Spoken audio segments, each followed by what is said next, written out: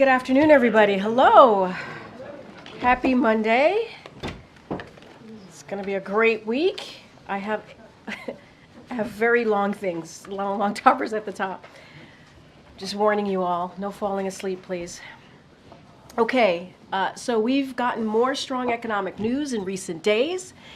On Friday, our economy created more than 200,000 jobs last month. Under President Biden's leadership, we have now created a total of 15.7 million jobs over the last 3.5 years. Yesterday, a record 3 million travelers were screened at airports, a sign that our economy is strong and Americans are back on the road for the summer in record numbers. Speaking of which, last week we sold 1 million barrels of gasoline to help lower gas prices ahead of the 4th of July, which saw the lowest gas prices in 3 years. And today, a new report from the Economic Innovation Group highlighted what the New York Times called a, quote, a remarkable comeback under President Biden. That report found that communities that have been lifted behind struggled under the last administration, what the Times called a particularly grim stretch under Donald Trump. But those communities are coming back under President Biden, with jobs growing more than 4 times faster than in the previous 4 years. Investments spurred by the president's Investing in America agenda are benefiting previously left behind communities.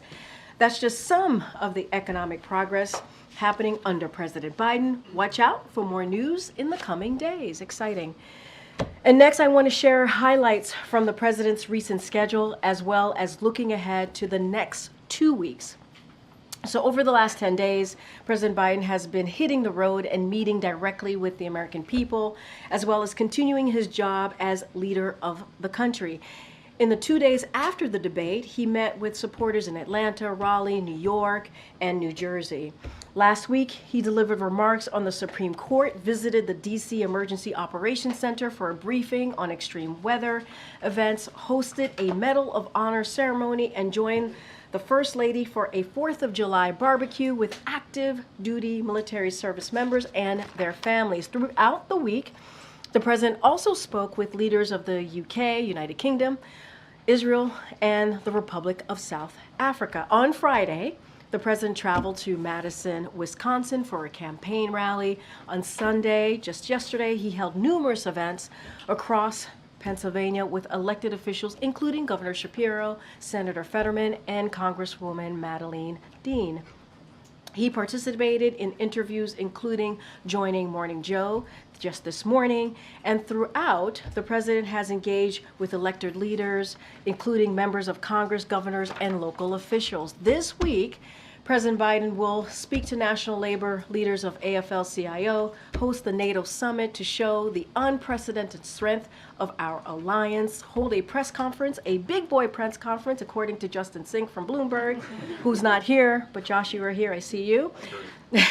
So that will happen on Thursday, and travel to Michigan on Friday for a campaign event. And next week, he will travel to Texas and Las Vegas. On July 15th, he will commemorate the 60th anniversary of the Civil Rights Act at the LBJ Presidential Library in Austin, Texas. He will highlight the Biden-Harris administration's progress advancing civil rights and his vision to bring America together. On July 16th, he will address the 115th NAACP National Convention in Las Vegas, emphasizing the Biden-Harris administration's commitment to advancing racial justice and equity for all Americans, including Black Americans. On July 17th, he will speak to the UNODOS annual conference, where he will underline the Biden-Harris administration's historic accomplishments, including lowering prescription drug costs for America's seniors, lowering the Latino uninsured rate, and creating a Latino small business boom. And finally, I just mentioned the U.S. is going to be hosting the 75th summit, the NATO summit, right here in the United States, obviously in Washington, D.C. this week. NATO is the most powerful and capable alliance in the world, and President Biden is proud, very proud, to have worked to strengthen it and also expand it. So with that, the Admiral from the National Security Council is here to take your questions on that. I do have a few things to get through, so I ask you to bear with me. As Karine mentioned, the President's looking forward to hosting the leaders from 38 different countries this week in Washington for a historic summit to mark the 75th anniversary of the NATO summit. This will obviously include the leaders of all our NATO allies, as well as NATO partners, including Ukraine, Japan, New Zealand, and the Republic of Korea. Before we discuss the schedule, I just want to take a minute to discuss the context in which NATO leaders will be gathering this week. For 75 years, NATO has served a vital role in protecting the American people and in making the world a less dangerous place. NATO is the strongest defensive alliance in history, and today it is bigger, stronger, better resourced, and more united than ever before, in large part due to President Biden's leadership over the past 3 years. He's worked hard to expand the alliance by welcoming 2 new members, Sweden and Finland, and will officially welcome in Sweden this week. He has spent countless hours rallying the alliance in 2021 and 2022 to build a global coalition to respond to Russia's invasion of Ukraine and to provide indispensable support to that country. And I'll get more on that in just a second. The President has also strongly encouraged greater partnerships between the NATO alliance and friendly nations around the world, particularly in the Indo-Pacific, as you will see. And the President knows that the global threats and challenges that we all face, including from authoritarian actors and terrorist organizations, are inextricably linked. He has also encouraged our NATO allies to join him in making significant investments in our mutual defense and deterrence capabilities. Now, when the Biden-Harris administration took office, only 9 NATO allies were spending at least 2% of their gross domestic product on defense. 2% was the Wales Pledge. That was the goal that every member of the alliance had swore that they would get to. Today, a record 23 NATO allies are at or above the minimum level of 2% of GDP on defense spending. More than twice as many as in 2020, and nearly 8 times higher than when the allies first set that 2% benchmark a decade ago. Now, just quickly turning to the schedule. Tomorrow evening, President Biden will welcome NATO leaders, and he and Dr. Biden will host a 75th anniversary commemoration event at the Mellon Auditorium. That is the site I think you all know when the NATO treaty was formally signed in 1949. On Wednesday, the President will hold his first bilateral meeting with the new Prime Minister of the United Kingdom, Keir Starmer, here at the White House. The President will also meet with the 32 members of the alliance at the Convention Center. And then later that evening, he and Dr. Biden will host NATO leaders for a dinner, again here at the White House. On Thursday morning, NATO will hold a meeting with the EU and with NATO's Indo-Pacific partners, that's Australia, Japan, the Republic of Korea, and New Zealand, to deepen our cooperation. And then on Thursday afternoon, there'll be a meeting of the NATO-Ukraine Council, after which the President will host an event with President Zelensky and nearly 24 of our allies and partners who have signed bilateral security agreements with Ukraine, just as the President did, as you saw in Italy a week or so ago. After that, the President will hold a press conference, I guess a big boy press conference is what we're calling it, and take some questions from y'all. Now, we're working to also set up some additional meetings, bilateral meetings. The only 2 that I can speak to right now are with the UK Prime Minister and President Zelensky, but I have no doubt there'll be additional bilats, and as we get more fidelity on those, we'll let you know. Finally, as customary for summits the United States hosts, there'll be a Leaders, Spouses, and Partners program hosted by Dr. Biden. Now, if I could just quickly turn to Ukraine, because back to the context for what this meeting's all about, I think it's important to just do a quick update here what the situation is on the ground. Since the passage of the supplemental in April, the President has authorized 7 security packages to help Ukraine, including 5 drawdowns of munitions and equipment. The resumption of that U.S. aid has made a significant impact on the battlefield. Instead of the nightmare scenarios that were predicted several months ago about what we could see heading into the NATO summit, we've seen the situation stabilize.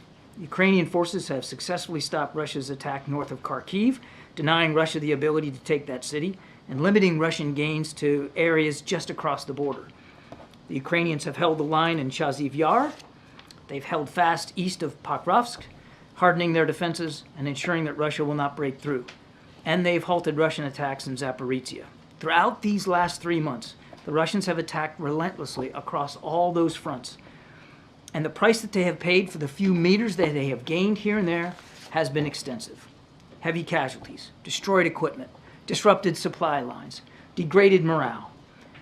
The people of Ukraine have yet again demonstrated that when supplied and when supported by the international community in the United States, they can hold off the largest, though certainly not, I think is clearly evident, the most capable army in Europe.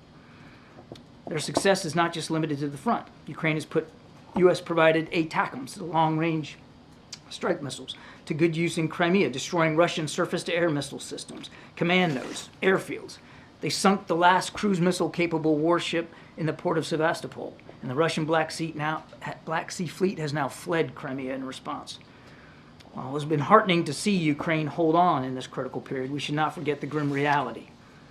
Russia continues to bombard frontline towns with massive and low-accuracy glide bombs and sending missiles at Ukrainian cities, including over just the past weekend, where they hit a hospital, a children's hospital. Russia has ramped up its campaign against Ukrainian electrical generation, depriving the civilian population of power and attempting to set the conditions to punish them over the fall and the winter. To strengthen Ukraine's air defenses and to help Ukraine protect its cities and its grid, the United States and several of our allies will have several big announcements at this week's summit. And the NATO alliance will announce significant new steps to strengthen its military and political partnership with Ukraine to help Ukraine continue to defend themselves today and to deter Russian aggression well into the future. These elements, taken together with bilateral support, are part of a bridge to Ukraine's NATO membership. Together, the Washington summit will send a strong signal to Mr. Putin that if he thinks he can outlast the coalition of countries that are supporting Ukraine, he's dead wrong again. As President Biden has said himself, Ukraine will never be a victory for Russia, for free people refuse to live in a world of hopelessness and darkness. Thanks, Ben. Good. Thanks, John. You mentioned the context of this summit this week. It's also the first time the president interacted with these world leaders since that the disastrous debate against former President Trump 10 days or so ago, where the president struggled to confront the former president on all sorts of things. What is the president's, does the president feel how does he plan to reassure American allies in NATO that he's up for the job now when he couldn't confront Trump on stage then? I think the question presupposes the notion that they need to be reassured of American leadership and President Biden's commitment, and I don't believe that's the case. We're not picking up any signs of that from our allies at all, quite the contrary. The conversations that we're having with them in advance, they're excited about this summit, they're excited about the possibilities and the things that we're going to be doing together specifically to help Ukraine. So you've seen zero, there have been stories in multiple outlets on both sides of the Atlantic in the last several days with questions from European leaders about the president's capacity to lead the United States. Are you just denying that? I'm not aware of any such conversations that have been had, certainly none with us and here at the White House and with our staff. We're looking forward to it. I want to go back to what I said at the beginning. In the last 3 years, rather than browbeaten and insulting and demeaning allies, this president has invested in allies and partnerships. And when he took office, what I said, only nine allies had reached the 2% level. Now 23. That's not by accident. That's because of leadership. That's because of constant stewardship of the alliance and other partnerships around the world. The president's record speaks for itself, and the allies and the non-NATO friends and partners that are coming as well, they know that. They wouldn't be coming. New Zealand, Japan, South Korea, to a NATO summit if they didn't believe in American leadership and how important it is, and if they didn't believe that President Biden takes that responsibility extremely seriously. Admiral, good to see you. On the point about European countries, NATO members boosting their defense spending, that was something, though, that was a big concern of the last president. It's part of the reason many of them were boosting their funding. And it was a concern of the president before the last president. As you recall, President Obama said the same thing. This pledge goes back a decade or so.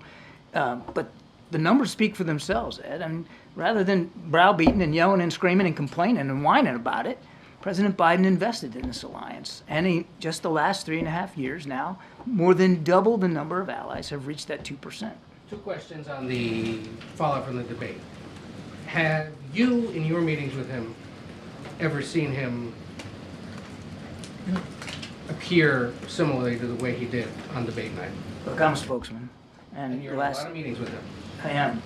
The last thing I'm going to do is sit here and talk about every meeting I've had with the president. What I can tell you is, what I saw in that debate is not reflective of the man and the leader and the commander-in-chief that I have spent many, many hours with over the last 2.5 years in terms of the specificity of the way he probes, the questions he asks. Heck, just this morning,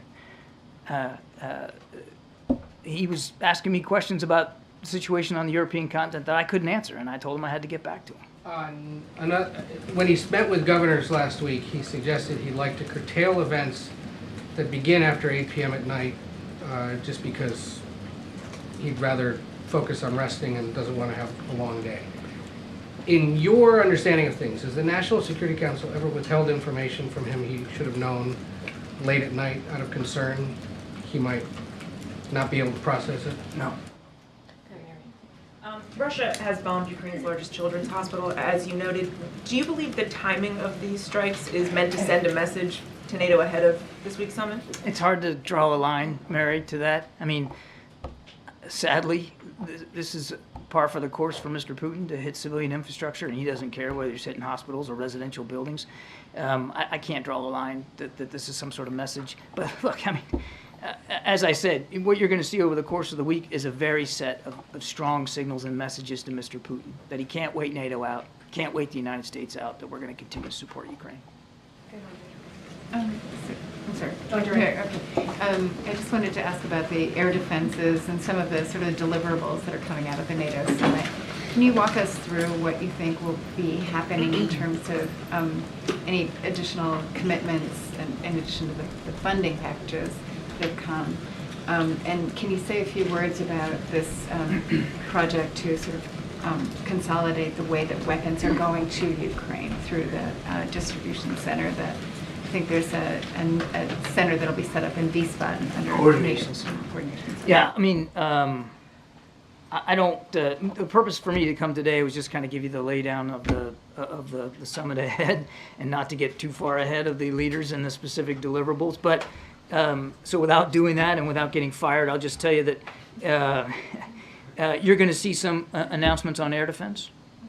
You're going to see some announcements on deterrence capabilities, not just with respect to helping Ukraine, but boosting the alliance. You're going to see some announcements with respect to the defense industrial base and how to shore up that and make it more resilient and invest in it more, including in our own industrial base here in the United States. And you're going to see, as I alluded to, some discussion about Ukraine's path to NATO and what that can look like, and a reaffirmation of what the president has long said, that NATO is in Ukraine's future. Just to follow up on that, can you say whether the word irreversible will be in the communique? I'm not going to get ahead of the specific language one way And or then the other. just on Israel and Gaza, can you say anything about the Israeli response to the Hamas response to the ceasefire proposal? Lots of responses. Yeah, so no surprise to y'all, I'm not going to negotiate here from the podium in public. I would just tell you that there has been some back and forth. As you know, we have a team in Cairo right now that includes Brett McGurk and the director of the CIA. They're meeting with their Egyptian, Israeli, and Jordanian counterparts, and there'll be follow-on discussions after that over the next few days. Look, we've been working this very, very hard, and there are still some gaps that remain in the two sides and the positions. But we wouldn't have sent a team over there if we didn't think that we had a shot here, and we're going to take every shot we can to see if we can't get this ceasefire deal in place. Within days? I couldn't give you a date certain. Good, David. Thank you. John, thanks for doing this. First, just to follow up on the communique, even if you can't get into irreversible, the president's objection last year and Chancellor Scholz's objection, if I remember Vilnius correctly, was that neither one of them wanted a date set, for fear, I assume, that the United States and its allies would be drawn into the ground war if Ukraine was still at war while a NATO member. Does that remain today to be his primary objection? Is he willing to do wording that just is short of a date? Because even if you do the word irreversible or not, it doesn't really change the meaning very much of what you published in Vilnius. And I have a second on just the level of... Look, I'll make this simple but unsatisfying. Again, I'm not going to get into the text and the discussions about what the draft's going to look like, David. I think you can understand that. But I do think your question is important to to provide some context to, the president still believes that NATO is in Ukraine's future. What that future looks like depends on an awful lot of factors. Right now, you got a war going on inside Ukraine, and the focus rightly's got to be on helping them win that war. And we are, as I detailed in my opening statement. Number two, for any country that wants to join NATO, any country, and it's an alliance of democracies, the democracies have to meet certain guidelines, particularly when it comes to governance. And we are and will continue to work with Ukraine on reforms that are necessary for any democracy that wants to be a member of NATO. And then the third thing I'd say is, it's a unanimous vote. Everybody has to be on board with that, and that can take some time as well. So the focus is on making sure that they can win now, and that we can continue to work with Ukraine so that there is a path to NATO. The last thing I'd say is back to the bilateral security agreement that the president signed with President Zelensky at the G7 in Italy. I mean, we're one of many other nations that have done that too, because we know that whenever this war ends, however it ends, and whatever the border looks like, Ukraine's still going to have a long border with Russia that's going to need to be defended, and they're going to need the reassurance of being able to put forth a capable and competent defensive capability against Russian forces going forward. And that's why we're making sure that there are things in line to make sure that Ukraine can defend itself. One follow-up on that. You mentioned that it was 10 years ago that the 2% GDP goal was set. Obviously, there was no war underway at that time, and so the entire security situation looks radically different than it did when that was set. Well, I beg to differ. There was fighting in Afghanistan, and Mr. Putin invaded Ukraine in 2014. Yeah. But I think the 2% may have been set. It was in Wales. It might have been set before the invasion, but nevertheless, it was still a tense security environment. Right. We're in something much different today. I think we're all in agreement, just given the amount of arms No and so argument. forth going in. So, is part of the president's message at this summit that 2% is in the rearview mirror, that the NATO allies are going to have to be spending significantly more than that, maybe double that, for some countries, some larger economies? Or is he going to stay away from numbers? I know it's politically sensitive with all of them. You mentioned the word win. I was wondering how you're defining that. Okay, there's a lot there. The president's not going to set a new bar or a new level of GDP spending on defense here at this summit. The goal is 2%. It was a commitment everybody made 10 years ago. Not everybody's there. Most of the remaining nations that haven't reached 2%, most of them, not all, are working on it and are getting there. And so I think the president wants to focus on that. Wants to laud and commemorate those who have, but also make it clear that those who haven't still have some work to do. On win, I think we've been consistent about this. I mean, at least I think I have. I mean, we want all of Ukraine's sovereign territory respected, which means we want no Russian forces in any part of Ukraine by the internationally recognized boundaries. John. You just said, answering a question to Zeke, you're not picking up on signs of allies needing reassurances when it comes to President Biden. But the allies also look for a secure United States. Have you heard any conversations from the allies about issues of the elections process here, what they've been seeing, and the stability of the United States in the next few months, couple of years, etc.? I'm not aware of any specific conversations with respect to our domestic political situation. But look, April, we watch the domestic political situation of our allies and partners, of course, like we did with the UK and with France over the weekend, and we have no doubt that they're watching ours as well, and that they'll be watching our election with a lot of keen interest. We certainly would expect that. But I'm not aware of any conversations that we've had at senior levels here, at the NSC or elsewhere at the White House, from allies specifically about this particular election. The European Union who gathered reporters a couple of years ago with concerns about democracy here? They might be talking to y'all, but I'm not aware of any specific conversations here.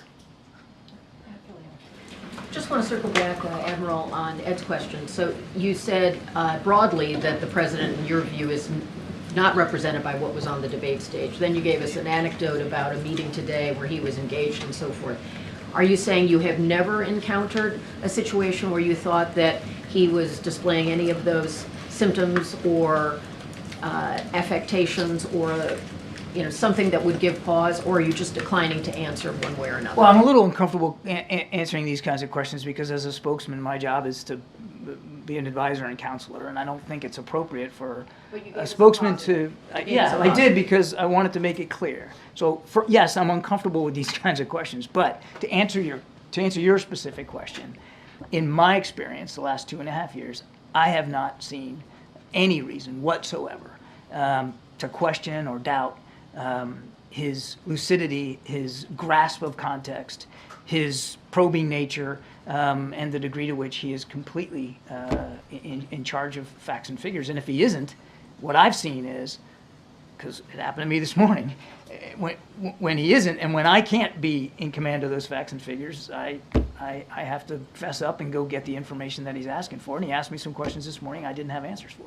Okay, Nadia. Thank you, Karine. 2 questions on the Middle East. Israel has conducted the largest seizure of land in the West Bank, which undermines the president's vision for two-state solution. So why the White House has been not mum on that, and will the president? We have not. It's not that we've been mum. There was a statement put out by the State Department about this call for settlements. Nothing's changed about our view that settlements continue to be counterproductive to peace and stability and the possibility of a two-state solution. We don't support that. Okay, and second, you mentioned about the Ukraine and Russia in terms of the civilian casualties. The UN said today that actually half of the facilities of UNRWA has been hit, and 520 people have been killed in addition to the aid workers. So do you still believe that Israel is doing what it takes to protect civilian lives, including women and children? We certainly believe that they need to continue to do more to protect innocent civilian life. Not doing much. I mean, I've been asking this question for 9 months. Your question wasn't about what they're doing or not doing. Your question was, do we believe that they should do more? And my answer is yes, well, they need to do more to protect civilian life. And we're going to continue to have conversations with them about how they're prosecuting these operations. Thanks, John.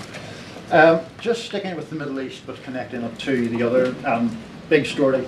During the ABC News interview on Friday, George Stephanopoulos asked the president, was he, quote, the same man today that you were when you took office 3.5 years ago? And the president's reply began, in terms of successes, yes, I was also the guy who put together a peace plan for the Middle East that may be coming to fruition. Now, it may or may not be coming to fruition, we don't know. We do know 38,000 people have been killed in Gaza, almost 2 million displaced, and according to UNICEF, 1 in 3 children under the age of 2 is suffering from acute malnutrition. Does the president consider his Gaza policy a success?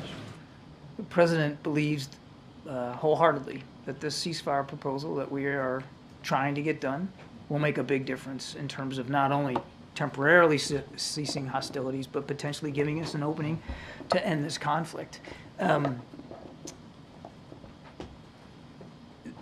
It's important to remember how this started, and you talked about our Gaza policy. I'll state it for you again.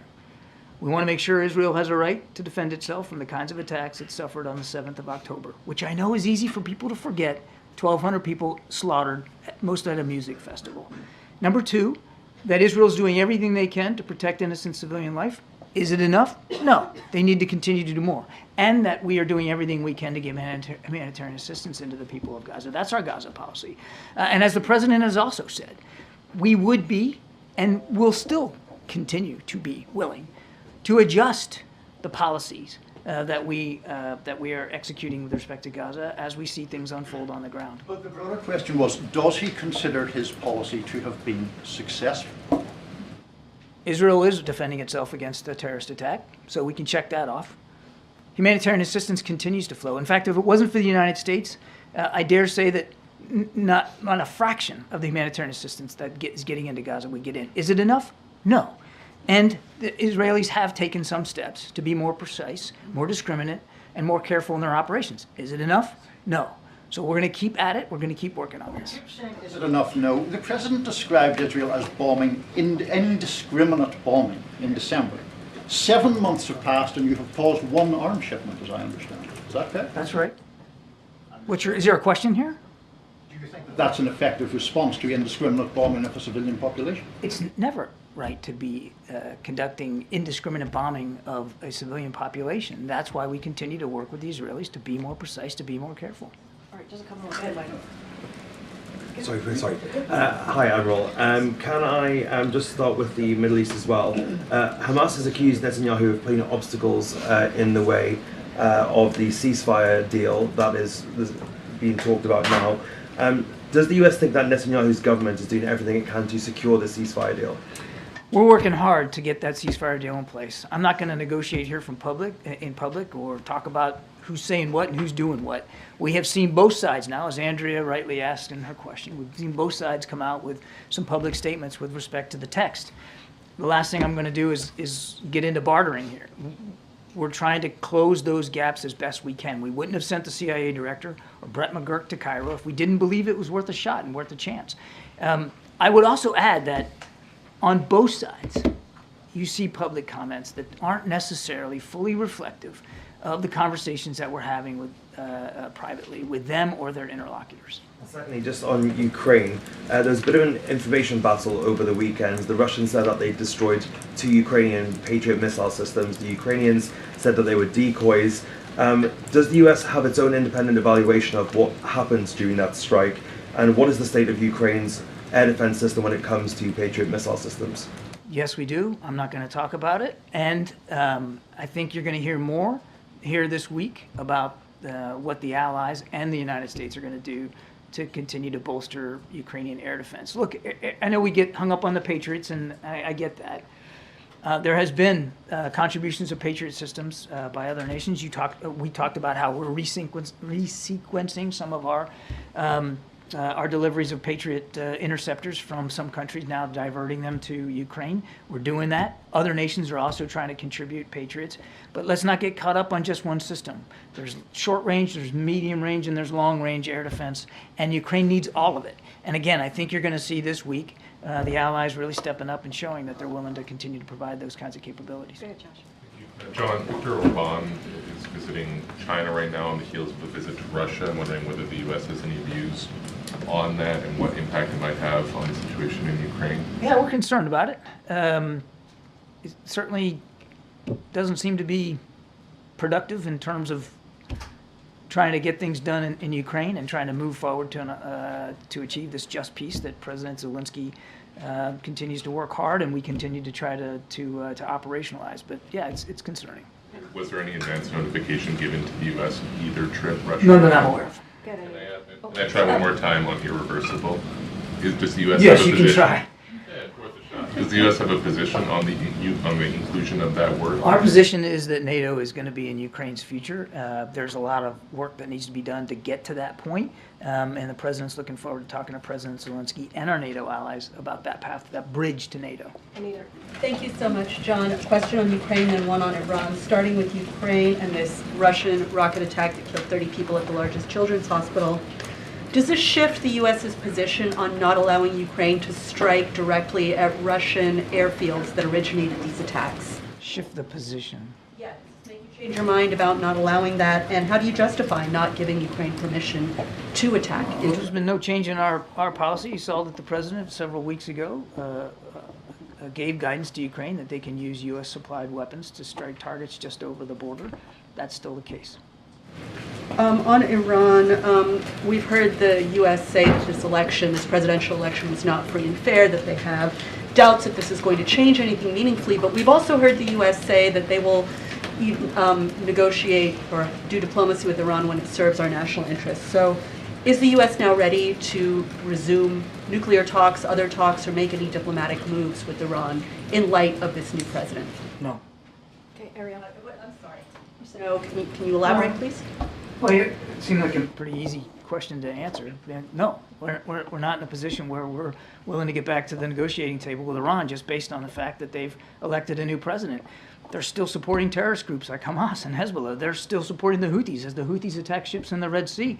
They're still attacking shipping as well. And they're still supplying drones and drone technology and drone expertise to the Russians so that the Russians can continue to kill innocent Ukrainians like they did over the weekend. So no. A bit more moderate. Do you see any opening? We'll see what this guy wants to get done, but we are not expecting any changes in Iranian behavior, sadly. We got Ariel, go ahead. Thank you so much. John, this morning the president said that France rejected extremism during the latest parliamentary election and expressed his confidence that the United States would also do so. So France has a very different electoral system, as you know, so why this optimism from the president? And more broadly, was there a sense of relief in the administration that the election turned out the way it did? I think it's pretty clear from the election that the far right didn't find the purchase that it wanted to find, and that compromise in a democracy is going to have to still be the watchword in France as it is here in the United States. And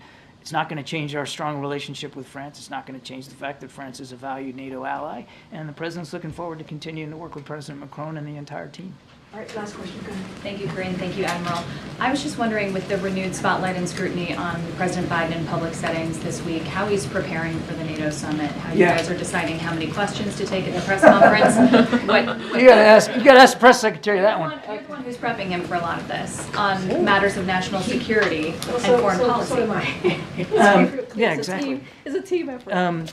I will let Karine talk about the press conference, the big boy press conference that y'all are planning to have. But he has already had discussions with his national security team in the lead up to the summit, as you might expect that he would. He's reviewing material. He's doing his homework and getting ready. He's got the first major set of remarks tomorrow night at the Mellon Auditorium. He's working his way through those remarks as you would expect him to do.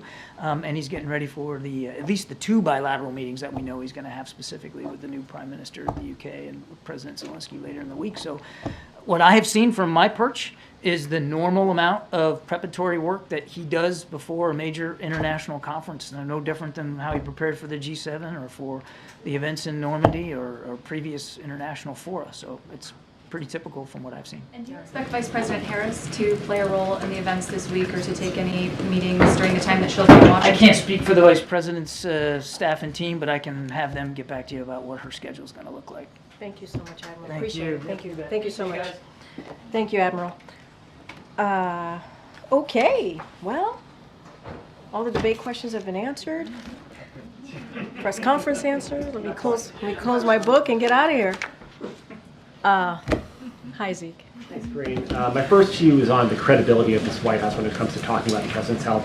When you were here last Tuesday, you were asked if the president had had any medical examinations since his physical in February, or that included the time period after the debate. You said flatly no. 3 days later, you admitted the president had a quote short check-in with the medical team thereafter. I mean, those are 2 very different answers. No. Actually, if you were to listen to I think I did a 30-minute gaggle on Friday, 30 minutes with I think it was with the pool, and I said he did not have a medical. I cleared it up. You're right. You're correct. I said he didn't. I still stand, but he didn't have a medical exam. I said that in the gaggle, and you're right. I said that in the briefing. He had a check-in. And he said this on Friday. He had a check-in with his medical doctor, which is something that he does a couple times a week, as you know, and I stated this as well. He has, for those who don't know, obviously outside of the briefing room, outside of the White House, many Americans don't actually understand this, so let's take a step back. They deal with their medical issues or physicals very, very differently.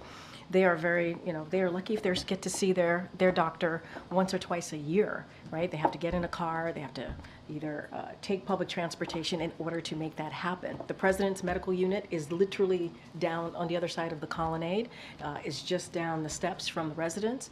And so a couple times a week. He does a check-in, a verbal check-in with his doctor while he's exercising. That is something that happens often. Matter of fact, he did a check-in today because I know folks were going to ask about if he was tested for COVID. He was not.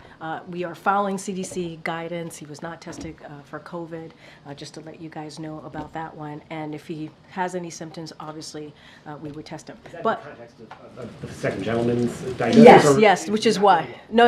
It's in context of the second gentleman. But to answer your point, he did not have a medical exam. He did not have a physical. He did do like a verbal check-in with his doctor a couple days after the debate, and it was very quick. It was a couple of words that were spoken to each other, and that's how we were able to give you that answer. But he did not have a medical exam. He did not have a physical. You said no, though, last Tuesday. Yeah. Did you know about that verbal check-in, or No. did we just not ask him that No. precise enough question? So the line of questions that I was getting that day was, in the way that I was hearing the question, was about the medical exam. I answered MJ's question when she asked me medical exam, and I answered and I said no, physical. And then somebody else asked me, was there a check-in? I did not mean to steer anybody wrong. I was still thinking about the medical exam. I was still thinking about the physical. That's how I answered the question.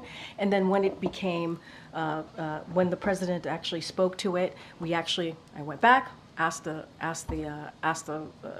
medical doctor, and he said they had a verbal check-in. That's what he said.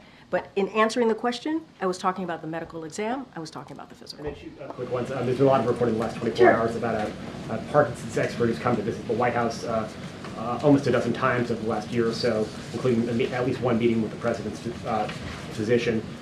Could you state, like, very clearly, yes or no, was that expert here to participate in anything surrounding the care of the President of the United States? So let me just say a couple of things. We have had a comprehensive, and I just want to take another step back, comprehensive physical examination. The president has had that. We've given a comprehensive report. We've shared that the past 3 years. Every year that he has had this exam, he sees a neurologist.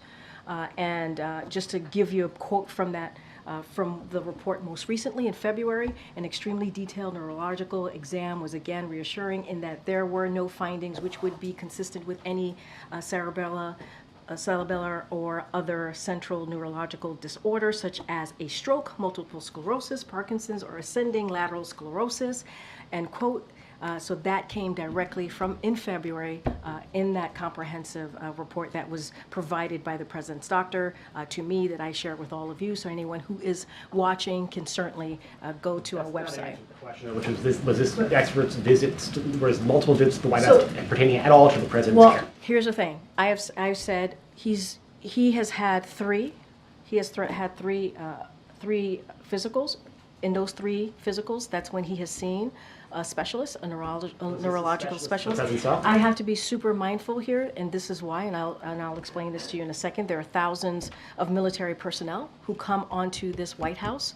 Many of them get the care from the White House medical unit, and so need to be super careful. There are, the medical unit hosts a wide range of specialists, from dermatologists to a neurologist, and so I cannot speak to every person because there's actually a security reasons to protect their privacy. We respect and protecting people's privacy, so do not want to share. I'm not going to share people's names from here, but the president, I can tell you, has seen a neurologist 3 times, as it's connected to a physical that he gets every year that we provide to all of you. It's a very basic, direct question. Wait, hold on, wait a second. 8 times, or at least once, in regards to the president specifically. Hold on a second. That much you should be able to answer by this point. Wait, no. No, wait a minute. Ed, please. A little respect here, please. So every year, around the president's physical examination, he sees a neurologist. That's 3 times, right? So I am telling you that he has seen a neurologist 3 times while he has been in this presidency. That's what I'm saying. I am telling you that he has seen them 3 times. That is what I'm sharing with you, right? So every time he has a physical, he has had to see a neurologist. So That is answering that question. No, it's not. No, it is. It is. Did You're Dr. asking Kevin me. Kennard come I to the cannot. White House But I just. specifically I about the also said to president's you, condition? Ed. I also said to you, for security reasons, we cannot share names. We cannot share names. You cannot We share have to. names We have of to. others he would have met with. We but cannot. You can share names No, no, in no, no, regards no. to if We- someone came here in no, regards we to the cannot president. share. We cannot share names of specialists broadly, from a dermatologist to a neurologist. We cannot share names. There are security reasons. We have to. We have to protect. It's public. I understand I that. looked it up before I came out here. hear It's you. right there for anyone to see. Ed, I hear you. I cannot from here confirm any of that because we have to keep their privacy. I think they would appreciate that too. We have to give them. Information of the doctor. We have to keep their privacy.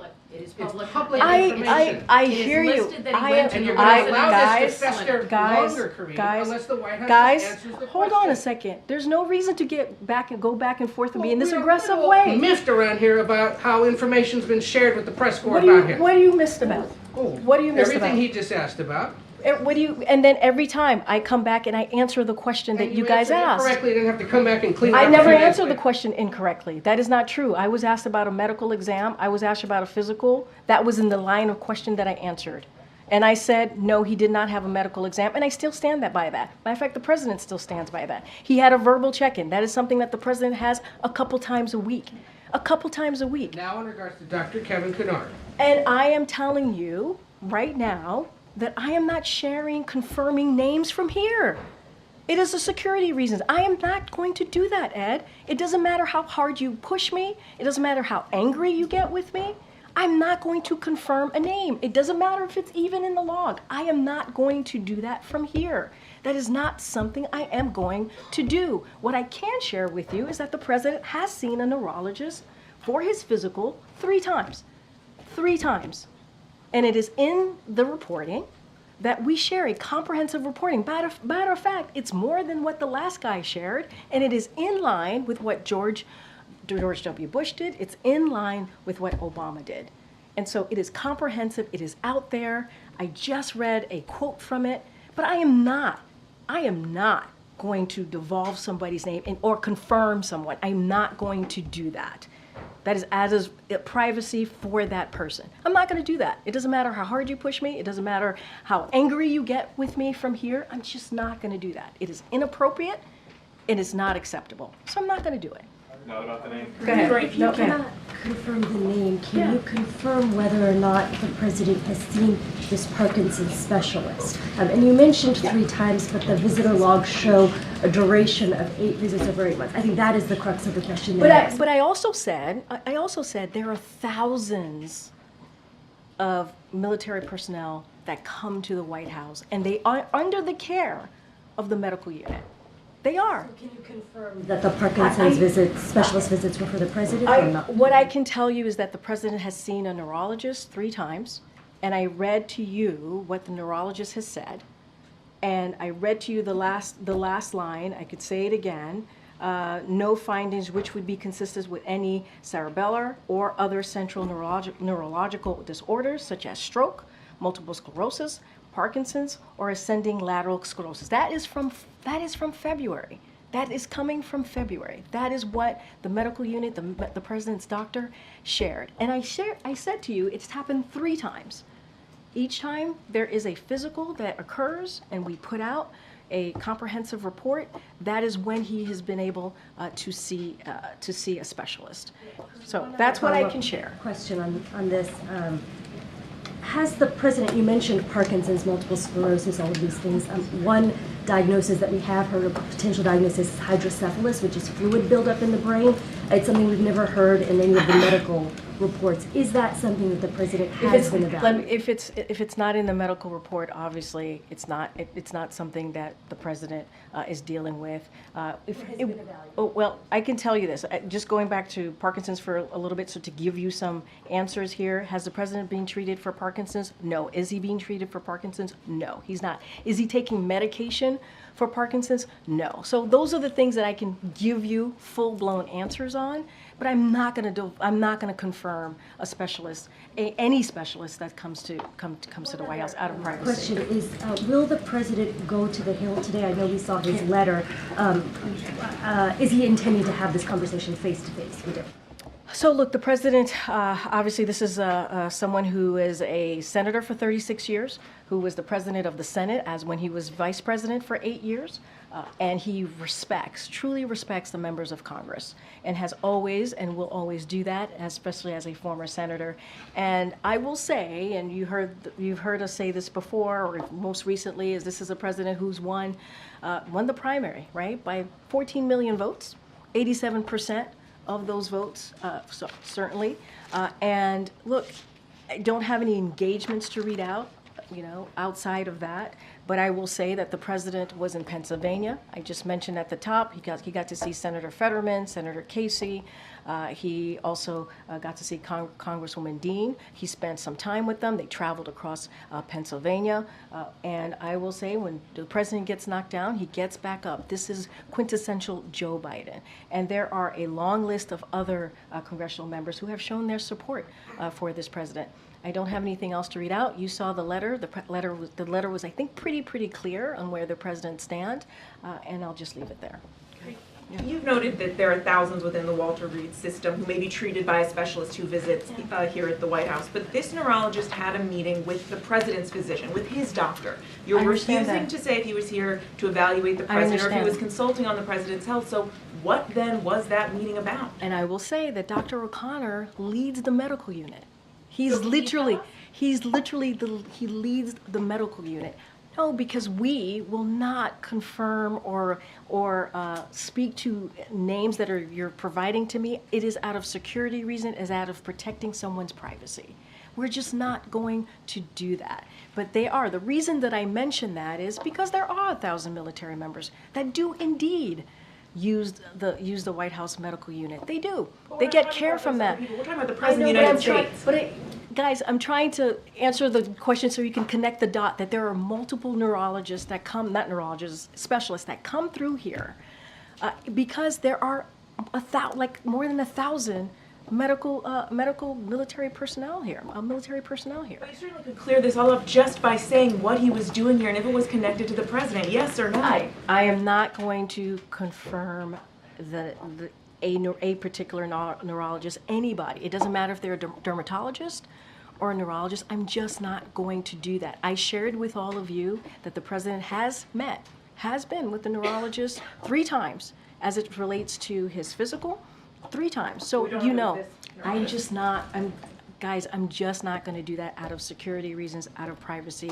It is not something that I'm going to do. A measure of privacy we have to be able to give people from here. One other question. The president's doctor, you say, has seen no reason to evaluate him for Parkinson's since his physical in February. Is that based on these verbal check-ins that you've been describing, based on his public appearances? Wait, say that one more time. You've said that the president's doctor has seen no reason to evaluate him or reevaluate him for Parkinson's since that physical in February. What is that based on? Is it these verbal check-ins? I never said that. That's what the White House has said.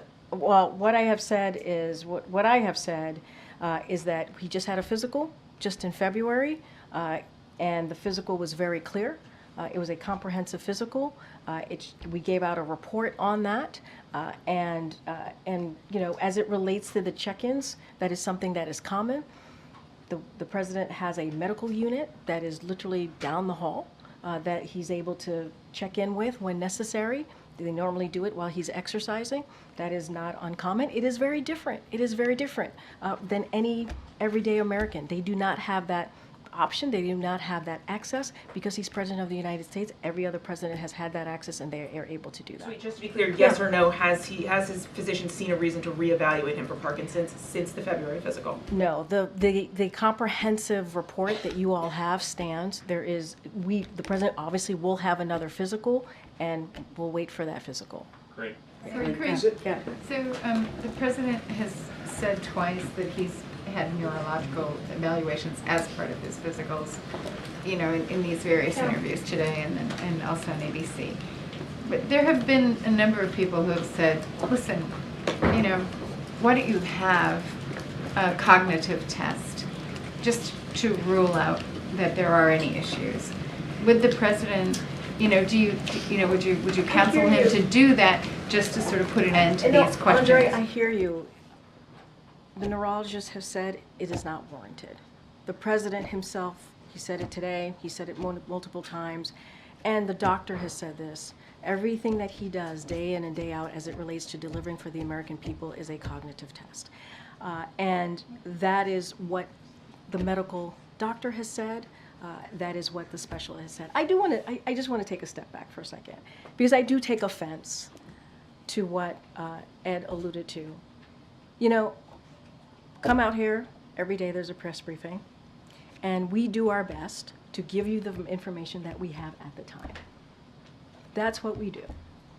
And we understand that the freedom of the press, we respect the freedom of the press. You heard me talk about this last week. I appreciate the back and forth that we all have. I try to respect you, and I hope you try to respect me. And we literally do everything that we can. My team does everything that we can to make sure we get the answers to you. That's what we do. And sometimes we disagree. Sometimes we are not in agreement. But you know what? That's democracy. That is what is important, to have that healthy back and forth. And so to say that I'm holding information or allude to anything else is not unfair. It's really, really unfair. I think people who are watching and have been watching this briefing for this past week could say that we are doing our best in this briefing to provide the information that we have. And I will admit, I will be the first one to admit, sometimes I get it wrong. At least I admit that. At least I admit that. And sometimes I don't have the information. And I will always, always admit that. But I do take offense to what was just happening at the beginning of this briefing. It's not okay. Go ahead. We are seeking clarity. I understand that. And I think what we're trying to say is when a name is in a public record on a waives form, that it is in the public domain. Yep. The president could authorize that his medical records or additional medical information could be made public, because he could waive HIPAA, he could do those things. Yep. And if he chooses to do that, we would like to know more.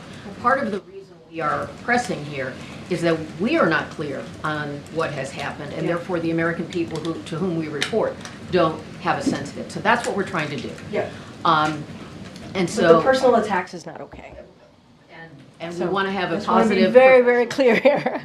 So the question is, one question is, after a debate that drew days and days and days of scrutiny, why hasn't the president had an in-person physical check-in? Maybe blood work, maybe other things, Yeah. because when he said he was seen, I certainly thought he had been physically seen, not a phone check-in. No. So and that's part of what we're saying about how Yeah. information comes out in waves, and then we may have a different impression. So And I totally this understand that. dominated his presidency Yeah. for 10 days, and he could submit to another exam, a full exam, partial exam, whatever. He can waive his right to make things public. None of us are asking about the military members who might be seeing a physician here. None of us. We are only asking about Yeah. the president's well-being. Understood. And so that's why we want to understand. When you see Yeah. on the public records that a physician with his specialty has come to the White House, gone to the residence clinic, and met with the president's physician, we feel like there is more to be said there, and that's what we're asking. And I understand that, Kelly-O, and I respect you wholeheartedly, and I've known you for some time. We want to be also, because we are talking about someone whose name who is out there, and I understand. I get it. It's in the law. I get that. It's in the law. What's the security concern? We want to respect that person and give them the measure of privacy that they deserve. The moment I say anything about any specialist, it becomes a thing from this podium. So what I can share, and this is what I can share, he has seen a neurologist 3 times. 3 times, not more than that. Not more than that. He's seen a neurologist 3 times. And that is connected to the physical, the comprehensive physical that we have been able to share with you. So I think that gives you some information about how many times. 3 times. And the reason why I am sharing that there are thousands of military personnel, so you also have an understanding, because there are 1,000 military personnel that comes here, and that not just comes here, but under the care of the medical unit, right? They get care from the White House medical unit. There tends to be dermatologists, from dermatologists to neurologists who come through here because the White House medical unit is indeed caring for folks. So I have confirmed 3 times. I just cannot get into details or confirm a name of a person. I cannot do that. There's security reasons. We have to give people a measure of If you privacy. would waive some of his records and make those I don't public? know how all of that works. I'm not going to pretend I know how that works. And what I will do is certainly will share that information with the powers that be. I just don't want to get into a back and forth on that particular question. Yeah. Thanks, Karine. I mean, to Kelly's point, the Yeah. president today, when he called into Morning Joe, he said that he had released all of his medical records. Should we take that as an indication that he's going to do so? Well, look, what I can say is that we have shared a comprehensive medical report that is pretty detailed, that is in line with other presidents, certainly not the last one, but the ones, the 2 before the last president. And we have been pretty much in line with what they have done.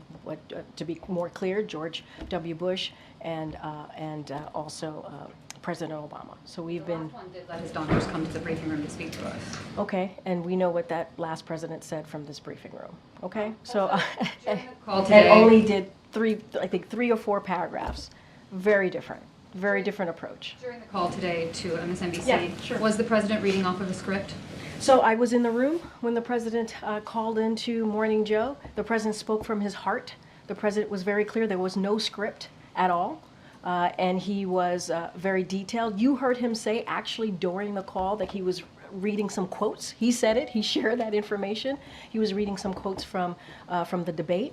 So he shared that with you. What you heard was a passionate interview. It was about 18 minutes. He talked about and laid out his vision for this country. He talked about how he wants to make sure we move forward. I want to be really careful because he also talked about the campaign, which I can't do from here. But he I think it was incredibly powerful. Quotes, but not from a script? Nope, it was not a script. In a big boy press conference, how many questions should we expect that he is going to take? So look, it is going to be a solo press conference. It is going to be certainly more than a 2+2. I'm not going to, we're still working it out, so I'm not going to go into specifics from here. But you could expect a solo press conference from this president at the end of the NATO summit. He's looking forward to it, and he will be taking your questions. So that'll be a good thing. Something different. Great. I have 2 questions. One, a Yes. follow-up on Dr. Kennard, and that is, can you explain what the role of Megan Nasworthy is? Does she oversee care for some of those military personnel that you were referencing as a group, or does she oversee care for the president? I believe, again, want to be careful here. I know who you're speaking of. I don't have her full portfolio in front of me, so I would have my team and I will be happy to get back to you. Okay. And then on the president's and the White House's engagement with House Democrats, and Democrats more broadly, there was an article a month ago in the Wall Street Journal that the White House universally panned because the on-the-record quotes criticizing the president's age and acuity were largely from Republicans. But I want to ask about the graphs in that story about Democrats. It said that the White House... From that same story. From that same story. It said that the White House kept close tabs on the Journal's interviews with Democratic lawmakers, and after the offices of several Democrats shared with the White House either a recording of an interview or details about what was asked, some of those lawmakers spoke to the Journal a second time and once again emphasized Biden's strength. They quote Congressman Gregory Meeks, a New York Democrat, saying, "They just, said that I should give you a call back." I'm wondering if you could characterize what the White House told Democrats to tell reporters about. I think the Democrats spoke for themselves. I think, you know how stories work. There's a lot of back and forth. When you all come with a story from us, and we want to make sure you hear from other voices, we make that available to you all. And it is up to the reporters, they're going to reach out or not to that particular person. But we expect and we anticipate and we understand that it doesn't matter who, if it's a congressperson or a governor or any elected official, they're going to speak for themselves. They're going to speak for themselves. And I would say that Representative Greg Meeks has also been very supportive. If you fast forward to where we are today, Representative Meeks has been very supportive of this president, continuing, moving forward, and we've heard from many others. The CBC more broadly has been very supportive. We heard from the chair, Chairman Hosford from the CBC, and so that is the type of support that we continue to see. So there hasn't been outreach by the White House to Democrats who might have misgivings about the president's age or acuity to have them say positive things about the president publicly? I'm not really, I don't quite understand where you're going with the question. I think I explained it. Sometimes when you all are working on stories and we want to hear, we were trying to provide supporters from the president, that is not unusual. And it is up to the reporter to reach out or not. And so that is something that we certainly do. That is something that, that is not uncommon. But what I would say more broadly, there are congressional members, as we're talking about what's happening in Congress, as we're talking about the president's outreach, as we're talking about, how we move forward. There are congressional members out there who have been incredibly supportive. We have to remember there are hundreds of House members, and so. There are folks out there. The president's outreach today and tomorrow So ahead of these all conference and all caucus meetings. So what I can say is that, as you all know, the president has done some outreach. He's spoke about it himself. I can say, as of today, he is engaged with dozens of members, whether in person or on calls. We saw him engaging with congressional members over the weekend. We saw him doing that on several of the trips that he has done over the past 10 days. There have been about 6 states that he's been able to stop over and engage with supporters. So he's been able to do that. And there's a long list. I'm trying to spare you the list here, but there is a long list. Senator Chris Coons, Senator John Fetterman, Senator Alex Padilla, Senator Chuck Schumer, Senator Bernie Sanders, Senator Raphael Warnock. It goes on and on. Representative Clyburn, Al Green, Horsford, as I mentioned already. There has been a long list of, we believe, incredibly supportive congressional members who have continued. That have been provided to us from the campaign too, but I'm wondering if the president has spoken directly with Leader Schumer and Minority Leader Jeffries in the last 24 hours, and whether the president I hear you. We shared that just last week, that the president spoke to the leadership. Obviously on the Democratic side. Has he spoken to them since yesterday? I don't have anything to read out to you as far as what we've shared with you last week, but the president has been in regular touch. And those conversations went very, very well. I think he mentioned, in particular, Leader Jeffries, that went almost for an hour. The president said that himself. He said how much they had a very, very good conversation. The president saw Congresswoman Dean, as I mentioned. He saw both senators of Pennsylvania as well yesterday, traveled across the state and had really two big events with supporters, with Americans who got to hear directly from the president. And I think that's important. Great. Again, Michael. Yeah, thanks, Karine. Were all 3 of President Biden's neurological exams that you've confirmed, were they all conducted at Walter Reed? Look, I don't have anything to state as to location. What I can say for sure that he has seen a neurologist 3 times as it relates to the exam that he takes every year. And I just don't have a location to speak to. Well, let me just try a different way. I mean, has any neurologist? And you also know that the president does go to Walter Reed to do his physical exams. Well, has a neurologist? I'm not talking about anyone in particular, regardless of the identity, name of that person. Has any neurologist came to the White House to visit President Biden? What I can tell you during those exams that we have been able to do every year for the past 3 years, and there's a comprehensive exam that we share, a comprehensive report that we share with all of you. He has seen a neurologist. And that's why I'm trying to clarify. It seems like those were taken at Walter Reed, and so it's an important distinction in all this. You all know that he does indeed go to Walter Reed as part of his physical exam. That is no secret. That is something that he does, and I also confirmed that he sees a neurologist every time that he's done these exams. I don't have anything beyond that. Thanks. Karine, Why would I know. Go ahead, April. Karine, as everyone's talking about neurological issues, this is different but kind of on that same page. The president has had 2 aneurysms, okay? And there are complications from aneurysms to include impaired short-term memory, inability to concentrate, as well as speech difficulties. Have any neurologists worked with him or just trying to observe him as he is a person who has suffered from 2 aneurysms that could have been fatal?